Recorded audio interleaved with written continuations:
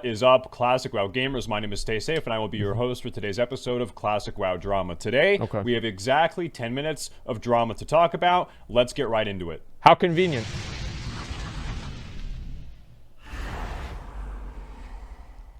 So first things first, the big news. Asmongold has shamelessly yoinked or poached a player from another guild, and boy, has this caused a lot of drama, because the GM of this guild is none other than the Bathrobe Dwayne. And let me tell you, he's good. But first, Blizzard has made a big oopsie whoopsie. Let's take a look. Blizzard recently initiated a forced name change for a guild called Gay Boys. Gay Boys. To Guild ZFXPK, which could be a very progressive acronym that I'm not aware of, but let's move on. Now, one of the Gay Boys said that they received numerous anti-gay hate messages from players on their server, and it was these players that presumably reported the guild name. Now, after much controversy, Blizzard has since restored the guild name Gay Boys, giving everyone the go-ahead to Kappa Pride. But this echoes a very similar story from back in the day. Very good. Let's take a look. In 2006, Blizzard issued a warning to a player advertising her LGB-friendly guild in trade chat, but after a rethink, Blizzard retracted the warning and offered sensitivity training to over 1,000 game masters in North America, Europe, and Asia to ensure that there was never a repeat of the incident. Sensitivity training. But it's starting to feel like we're in a time loop. I can only imagine being the GM sifting through the guild chat logs of the Gay Boys to determine if they're a troll guild or actually a guild full of gay boys. Definitely a very long and hard job. Frostadamus recently uploaded a video explaining how he was able to farm 13,000 gold in around 6 weeks using his secret proprietary gold farming method. And let me tell you, WoW GMs hate him for this one secret gold farming method. There it is. Much to the dismay of anyone that actually has any real-life obligations. As it turns out, the secret to farming this much gold is playing 15 hours a day, 7 days a week, and never doing anything in-game other than farming gold. Now, see, that was what I was surprised about with it. I'm not surprised about, but it was still funny to see, is that there wasn't some kind of quick trick for him to make all this money or anything. He literally just plays the game all day, every single day since release, and he's got 13,000 gold. I mean, it's really not a surprise whenever you think about it. And it's kind of funny to see that, you know, you just sit there, you put your fucking dick on the anvil, and you start hammering, and you come out with 13,000 gold. It's pretty damn good. For some context, my investigative team has confirmed that the approximate real-life value of 13,000 gold is around $5,200 USD, which means farming gold at this rate would be netting you a little over $8 an hour. Which is just above the United States minimum wage. Now, side note, all RMT, real money trading activity, should be reported swiftly and met with the lash of the whip. That's true. Asmongold is in some hot water. Wow, what a surprise. Bathrobe Dwayne is the one making the water hot. Play the clip. You're in a random guild. Can we yoink you from your guild called Yoink and put you in Olympus 4? Is it time for you to rejoin? Let me look at your gear right here, okay, Zarek? Now, you've worked very hard on your armor. He's not happy about this. You've gotten a number of really great pieces, top right. but there's not a single item that you have from the Molten Core. Do you know why that is? Because you're in a dog shit ass guild that's never going to raid. Now, Bathrobe Dwayne did not take too kindly to this, and here is his response. Play the clip. Hi, this is Bathrobe Dwayne, leader of the Yoink Guild, with a message for Asmongold. Yeah, so, are you good? Are you good? No. You took my Nelf Rogue, right? For Olympus 4 that, you don't even control anymore, Baldy. You lost the guild. Yeah, you stole him because you needed that, but, are you good? Yeah. Are you good? Okay. Yeah, no. You lose every duel because you don't want engineering, but, are you good? Are you good? You gave a Paradigm's Blade to a warrior. Are you good? Are you good? He's not happy. McConnell made him join the fucking horde. Because you're good, right? Now, these are some very big accusations, but wait, there is more. Play it. Let's tell you what, Baldy. I challenge you to a duel. That's right, a duel. See this? I won't even wear armor. Okay? I'll just wear my helmet, weapons, trinkets, and rings. If you win, you can have my framed Onyxia playing card. Because I'm not going to need it. I've never even raided with my guild. Who needs it? That's true. Because there's nobody in the guild. Onyxia's raid deck. You see that? Yeah. And if I win, I want the tryhard emote unbanned in your chat forever. Because you know it's not racist. It's fucking happy. It's stoked. Everybody that uses it is stoked. Okay? True. So as you can see, the stakes have never been higher, and the consequences will never be the same. But just as you thought that this couldn't get any wilder or stupider, Shoe Nice, a man known for eating glue mixed with vodka, weighed in with something to say. Take a look. Hey everyone, Shoe Nice again. Well, basically, is this new? If you don't know the guild Yoink from World of Warcraft, what? Created by Bathrobe Dwayne, then you don't know anything about World of Warcraft. Okay. Either way, the dude is no joke. He owns you, and he will see you in your nightmares. Daytona Beach for life. Now, I don't think the truer words. What about Daytona? What does that do with Daytona Beach? Will this duel ever take place? My inside sources indicate that the duel will be happening on Tuesday, October 22nd, the day after this video goes live, and is expected to be one of the craziest and stupidest events Classic WoW has ever seen. At this point, I would like to take a moment and give a quick shout out to the sponsor of this video, S-Fon's Mustache. This fine mustache... Let's go ahead right now, just so we can wrap this up. Let's go ahead and we're going to look, and just so anybody who didn't see yesterday's stream will look and we'll see how it went, okay? How the duel went. And then we'll move on past that, okay? So let's open it up and let's go ahead. We're going to start. We're going to see how the duel went, okay? Here we go. All right. Okay. So attention and like it's about being entertaining. A lot more relevant once. Give me a minute. We're waiting. I will let you get the opener on me this time. Okay, here we go. So it's a very, very different paradigm than like a large. Okay, all right.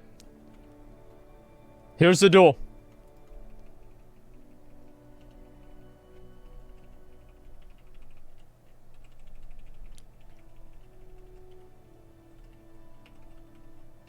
All right. So, no racism. So there it is. Guys, listen. There it is. That was the duel. That's why. And I did win. Now, I know that, you know, this is going to come as a big surprise to everybody that I came out ahead against the Rogue with no gear. Wow. How amazing. You good? Apparently. So let's go ahead. We're gonna get back to the video. When are you expecting to receive your card? We'll see what happens. I've got to get my P.O. box set up. Is made of high thread count Persian silk and may or may not have. Was that gray hair on the left? Very good. Oh no! Now, the CDL Season 1 qualifiers are over, and here at the Staysafe TV Real News Network, we have the results and some in-depth Classic WoW esports analysis as well. Okay. Let's take a look. Now, only one player managed to clean sweep 14 points, which is the cap, and that was Snuts on a Warlock. But on average, how did each class perform? Well, using advanced mathematics, we can actually quantify an average point value per class. Pull it up. Now, we can take a look here and see that on average, Shamans scored 5.1 points. Warriors scored on average 5.1 points. Druids on average scored 5.8 points. Wow. Hunters on average 6.4 points. Mages Warriors at the bottom. 7.4 points on average. Warlocks, the class that people had expected to rinse the entire tournament, 7.6 points on average. Rogues, 8.6 points on average. I'm surprised Rogues are so high. Priests with a clean 10.0 point average. The highest ranking class on average within the CDL Season 1 qualifiers. So holy crap, Priests dominated these qualifiers by a very, very substantial margin, mind you. It will be very, very interesting to see what the balanced response is by Tips Out and the CDL organizers, considering Warlocks have already had their Hellstones and Spellstones banned from the CDL. Will Priests also have a part? See, think about that. The only person to go completely flawless was someone who had 2 handicaps put on them. Think about that. They don't ban mana gems? Well, it's like, you guys got to think about it. The way that I figure out what class I want to play is which class has the most amount of their abilities and utilities disallowed because they're OP. Which is why I'm leveling up my Warlock. He'll be 60 in a few days, and by that time, he'll probably also be full epic.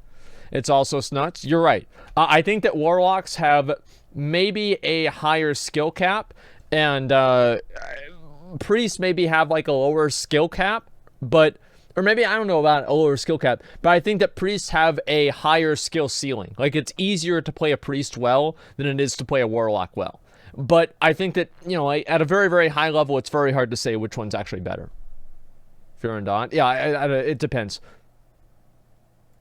Of their toolkit banned, having 2 times the win rate of Shamans and Warriors is absolutely wild. Yeah. Hollow's End is upon us, and with it, we have access to some very spooky rewards. But most notably, the very powerful buff, Invocation of the Wicker Man, which increases health regen, mana regen, and stamina by 25% for 2 hours. So if you were planning on doing a Molten Core speedrun or anything like that anytime soon, you definitely want to make sure you get this buff by picking it up right outside of Undercity, proving once again that Horde has an easier time doing just about everything than the Alliance in Classic WoW.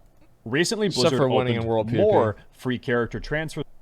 Yeah, except for that. That's, you know, from high pop to low pop and medium pop realms, which could be taken as an indication that Phase 2 is coming out soon. Still, there are several realms that are layered and experience login queues, and Blizzard has got to bleed out these high pop servers before Phase 2 can come out, and we can all start killing level 48s 16 hours a day to farm honor and rank up.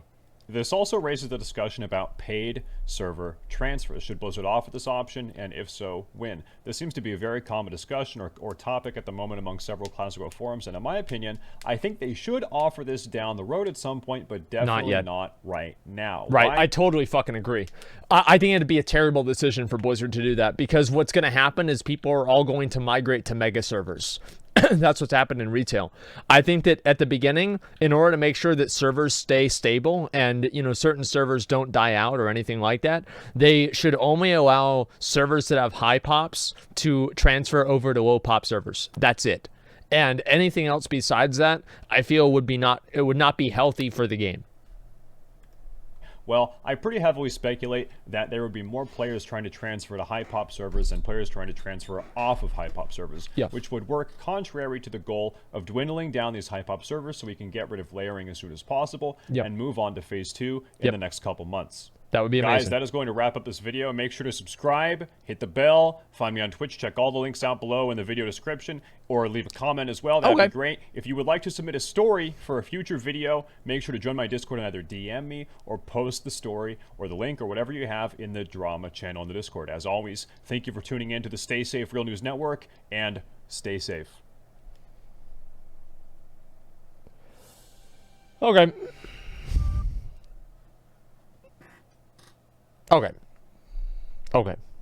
So, I hope they don't do the server transfers anytime soon. That's the main thing that I'm worried about.